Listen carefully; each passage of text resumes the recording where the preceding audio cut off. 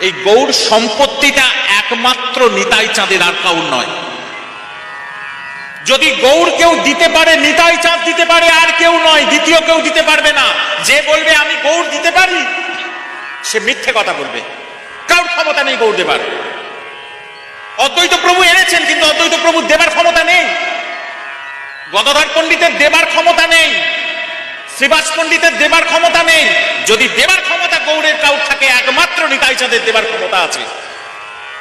যদি কৃষ্ণ দেবার ক্ষমতা থাকে, তাহলে একমাত্র নিতাই চাঁদের দেবার ক্ষমতা আছে। যদি রাধা প্রেম কেউ চায়, নিতাই চাঁদের চরণ না ভজলে রাধা প্রেম কেউ পাবে না। কারণ এই নিতাই চাঁদই একমাত্র কলিজীবের উপাস্য।